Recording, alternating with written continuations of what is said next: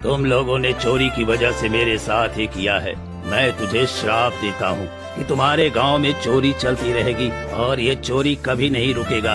ऐसी चोरी होगी कि किसी को कभी चोर नहीं दिखेगा। जैसा तुमने मुझे अपमानित करके 4 दिनों से बांध कर रखा है, मैं भूख प्यास से तड़प रहा हूँ, इसी तरह तुम भी तड़पोगे और यही मेरा श्राप है। किसी तरह रात हुई। साधु बिना पानी और खाने के तड़प रहे थे और तड़प तड़प कर अपना प्राण वहीं त्याग देते हैं।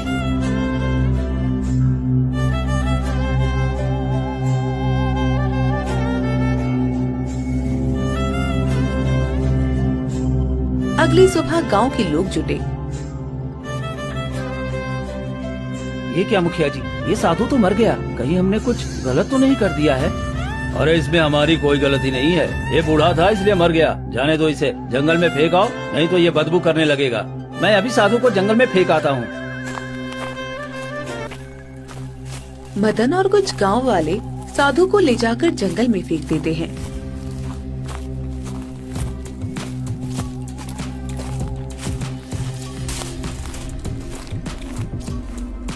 कुछ दिन बीतते हैं और अचानक एक गांव वाला फूट फूट कर रोने लगता है।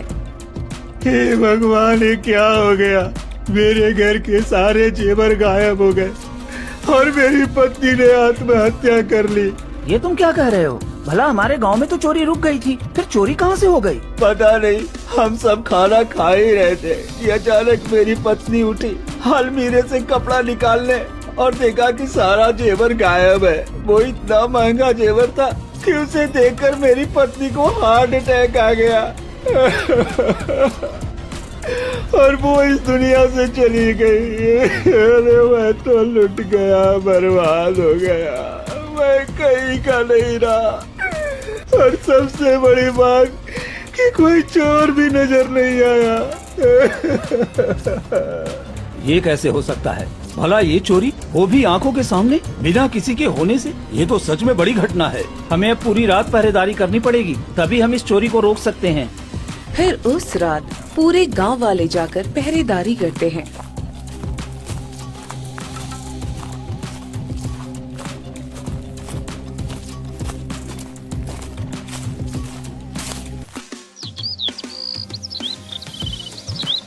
फिर सुबह होते ही मदन जोर जोर से रोने लगता है। ये क्या हुआ? मेरे घर के सारे अनाज चोरी हो गया, जबकि मैं पूरी रात पहरेदारी कर रहा था। ये कैसे हो गया? अरे ये कैसे हुआ? तुम तो पूरी रात पहरेदारी कर रहे थे, फिर अनाज कैसे गायब हो गया? ये क्या हो रहा है? पहले जैसी चोरी फिर से शुरू हो गई, लेकिन इस बार तो चोरी कुछ रहस्यमयी तरीके से हो रही है। सभी लोग दरवाजे पर पहरेदारी दे रहे हैं और घर के अंदर चोरी हो जा रही है।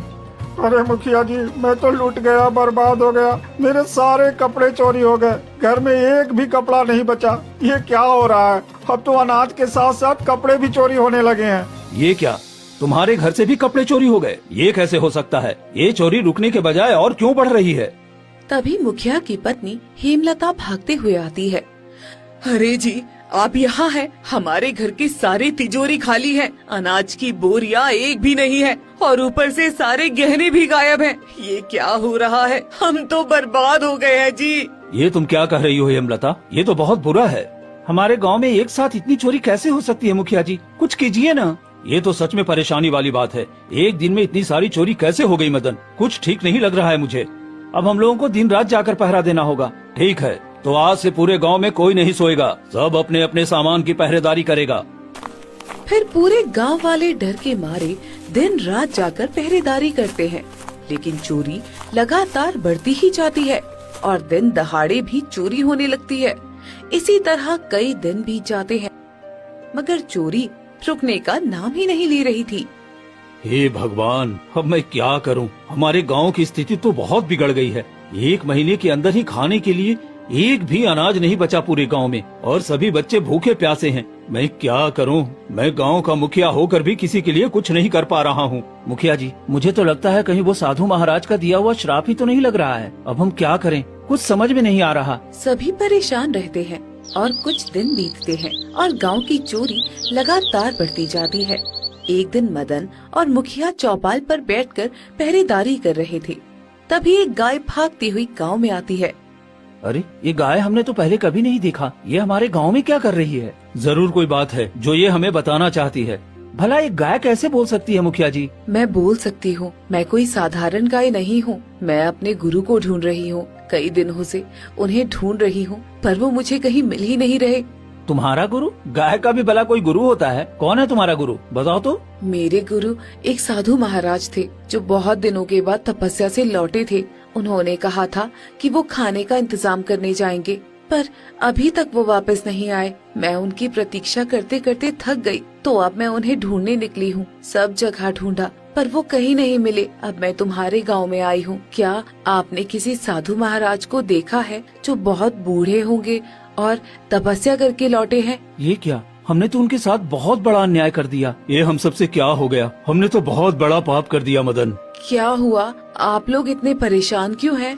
हम सबको माफ कर दो। हमने गुरु महाराज को चोर समझकर उन्हें पेड़ से बांध दिया और वो कई दिनों तक हम सबसे विनती करते रहे, पर हमने उनकी बातों पर विश्वास नहीं किया और वो वहीं पर दम तोड़ दिए। हमने उन्हें गांव के बाहर मिट्टी के नीचे दफन कर दिया और उनका दिया हुआ श्राप हमारे गांव पर लग गया और आए दिन चोरी लगातार बढ़ती जा रही है। हमसे बड़ी गलती हो गई, हमें माफ कर दो। तुम लोगों ने ये क्या कर दिया? इतना बड़ा पाप किया तुम लोगों ने। मेरे गुरु को जान से मार दिया। मैं तुम लोगों को कभी माफ नहीं करूंगी।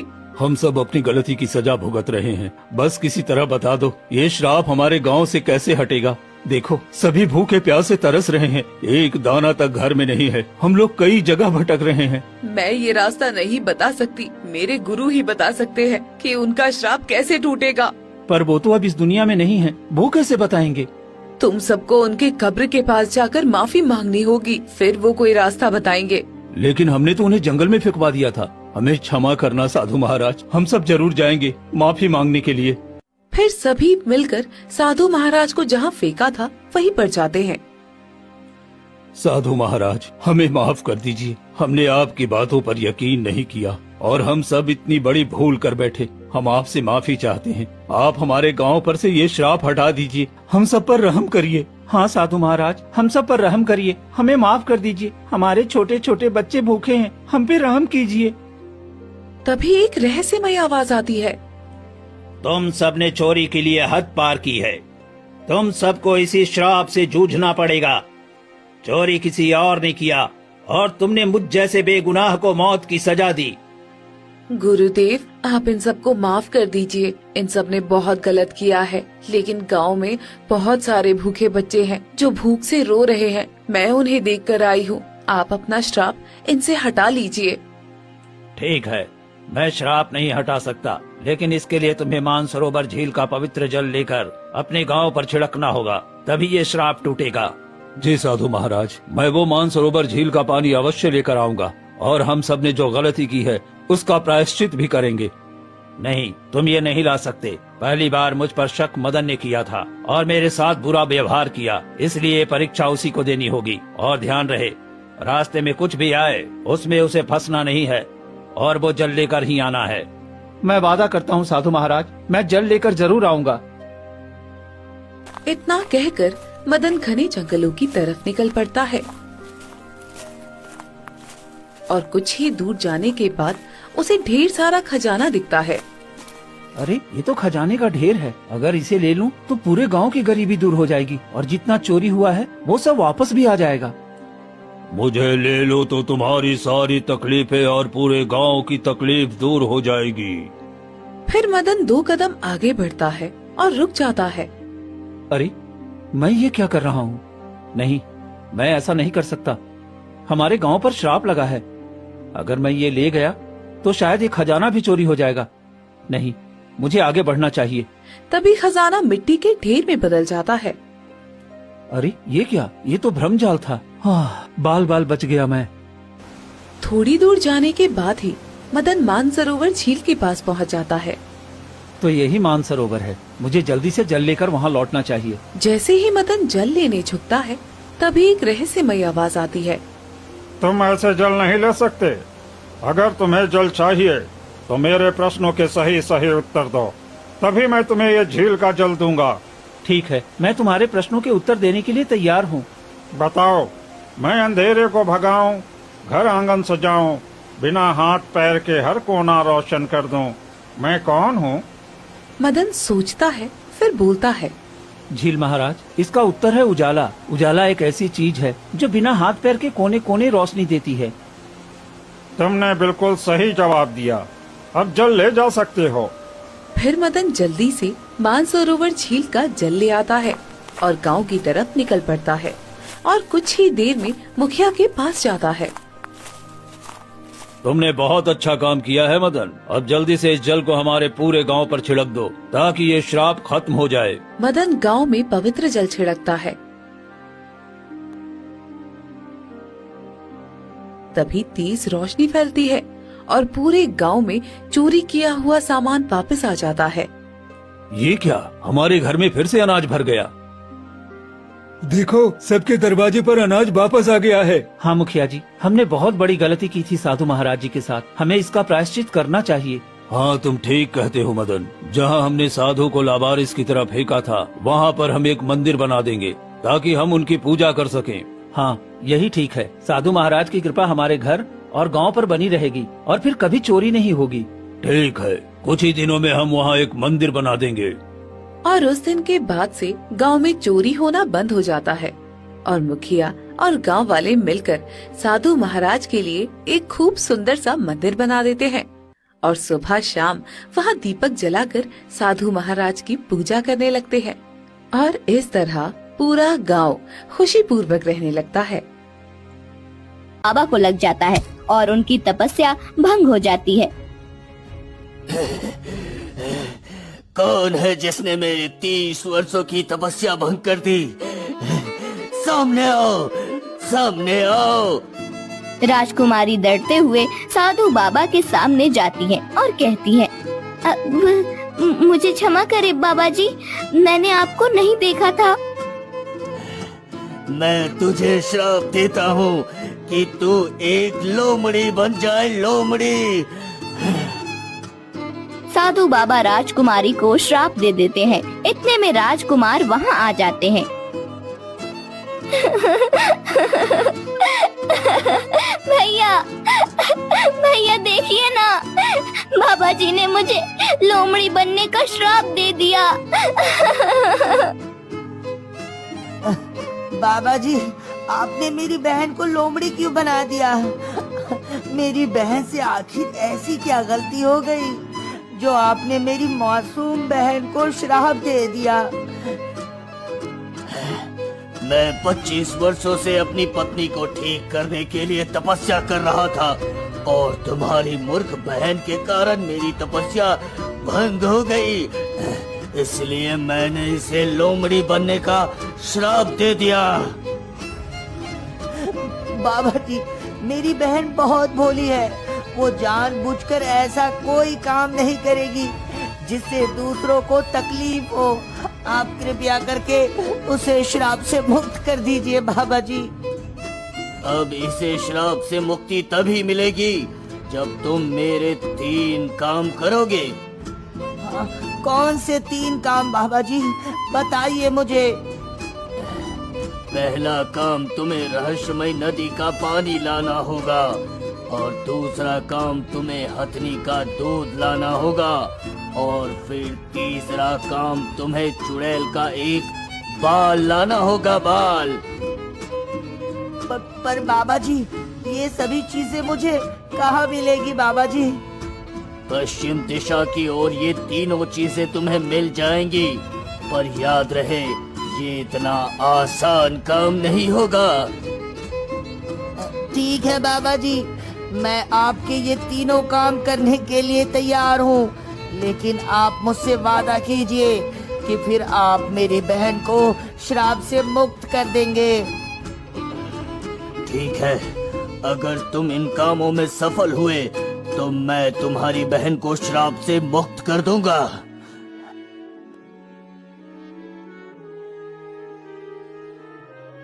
राजकुमार रामू और राजकुमारी पश्चिम दिशा की ओर निकल जाते हैं। बहुत देर ढूंढने के बाद भी उन्हें वहाँ कोई रहस्यमयी नदी नहीं मिलती।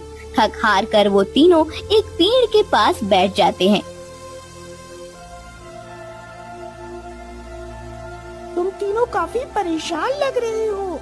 कौन हो तुम लोग और कहाँ से आए हो? हम राजमहल से आए हैं और मैं राजकुमार भीमसेन हूँ और ये मेरी बहन राजकुमारी वृंदा सिंह है।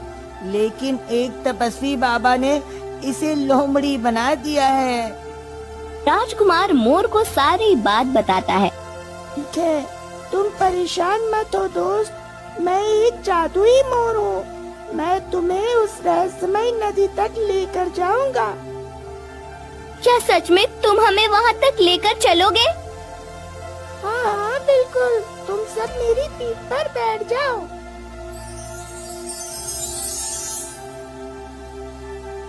वो तीनों मोर के पीठ पर बैठ जाते हैं और मोर उन्हें एक सुनसान जगह पर ले जाता है जहाँ दूर दूर तक कोई नदी नजर नहीं आती। यहाँ तो दूर दूर तक कुछ भी नहीं है। तुम तो हमें रहस्यमय नदी के पास लेकर जाने वाले थे ना? हाँ, परेशान मत हो मेरे दोस्त, मैं जैसा कहता हूँ वैसा करो। मेरी पीठ से एक सुनहरा मोर का पंख निकालो। हाँ ठीक है, ये लो निकाल दिया। अब इसे जमीन पर सहलाओ। राजकुमार जैसे ही उस सुनहरे पंख से जमीन को सहलाता है, वहाँ पर एक बहुत बड़ी चमकदार नदी बन जाती है। वाह, कितनी चमकदार नदी है!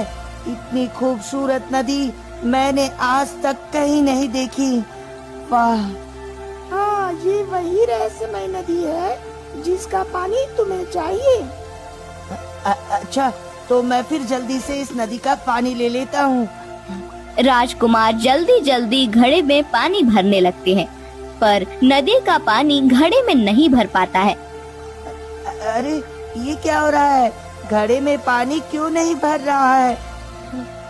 राजकुमार, मुझे कुछ तो गड़बड़ लग रही है। तभी अचानक रहस्यमय नदी से आवाज आती है, से पानी चाहिए तो मेरी एक इच्छा पूरी करनी होगी। क्या है तुम्हारी इच्छा? मेरी इच्छा है कि एक सुनहरा कमल का फूल तुम मेरे अंदर डालो, ताकि मैं हमेशा ऐसे ही चमकती रहूं और मेरे अंदर का जादू हमेशा बरकरार रहे। अब ये सुनहरे कमल का फूल मुझे कहाँ मिलेगा?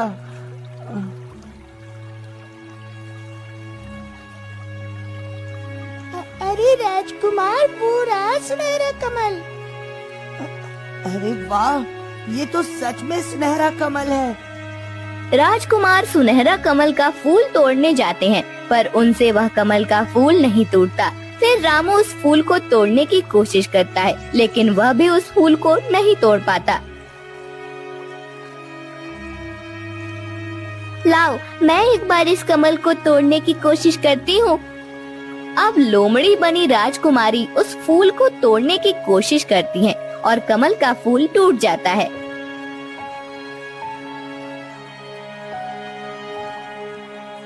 राजकुमार, अब जल्दी से आप इस फूल को रहस्यमय नदी में डाल दीजिए, क्योंकि वो नदी धीरे धीरे सूख रही है। राजकुमारी जल्दी से उस कमल के सुनहरे फूल को रहस्यमय नदी में डाल देते हैं। अब मैंने तुम्हारी इच्छा पूरी कर दी। क्या अब मैं पानी ले सकता हूँ? हाँ जरूर, अब तुम पानी भर सकते हो।